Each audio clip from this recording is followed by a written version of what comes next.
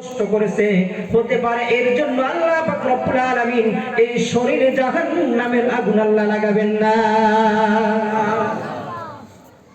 সাহাবী যুদ্ধের ময়দানে দাঁড়ায়াও তিনি কবরের কথা ভুলেন নাই, আল্লাহর রাসূল সাল্লাল্লাহু আলাইহি ওয়াসাল্লাম জুলুমের কথা বলেন নাই, ইনসাফ করার কথা বলেছেন। কেন বলেছেন? আল্লাহর রাসূল সাল্লাল্লাহু আলাইহি ওয়াসাল্লাম বলেন, আয-যুলুমু যুলুমাতুন ইয়াওমাল কিয়ামা। আমার উম্মতেরা লক্ষ্য করে শোনো। তার আগে একটা প্রশ্ন করি, উত্তর দিবেন তো ইনশাআল্লাহ? রাজি আছেন? আচ্ছা, জান্নাতে কে কে যাইতে চান?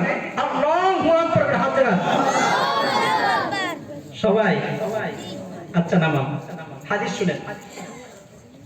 আল্লাহ রাসূল সাল্লাল্লাহু আলাইহি ওয়াসাল্লাম বলেন, আয-যুলুমু যুলুমাতুন ইয়াওমাল কিয়ামা।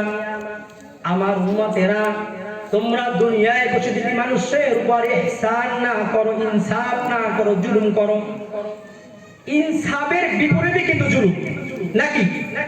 ইনসাফের বিপরীতে কি জুলুম? একটা দয়া, একটা জুলুম। হয়তো দয়া করব, নয়তো জুলুম করব, নাকি? আচ্ছা, বুঝতে পারছেন। আল্লাহর রাসূল বলেন, আমার উম্মতেরা, তোমরা যদি দুনিয়ায় বসে মানুষের উপরে জুলুম করো, ইহসান না করো, প্রত্যেকটা মানুষকে মৃত্যুবরণ করতে হবে। শুধু মুসলমান নয়, ইহুদি খ্রিস্টান নাসারা পর্যন্ত বিশ্বাস করে প্রত্যেকটা মানুষকে দুনিয়া থেকে মৃত্যুর স্বাদ গ্রহণ করতে হবে। আমার উম্মতেরা, তোমরা যারা দুনিয়ায় বসে জুলুম করবা, তোমরা যখন জুলুম করার পরে মানুষের উপর ইহসান করবা না, এই অবস্থায় মৃত্যু হয়ে যাবে, তওবা করার সুযোগ পাইবা না। ফলে কি হবে? আল্লাহ পাক রব্বুল আলামিন কিয়ামতের ময়দান কায়েম করবেন।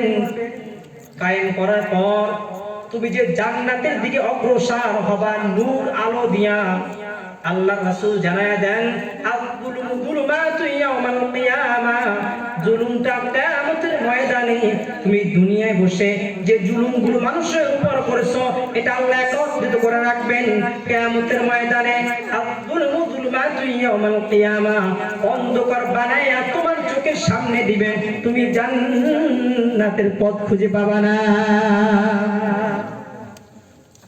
কথা বুঝতে পারছেন? যদি জান্নাতে যাইতে চায়, তার যুলুমু যুলুমাতুন ইয়াওমাল কিয়ামা হাদিসের ভাষ্য মতে জুলুম করা বন্ধ করতে হবে।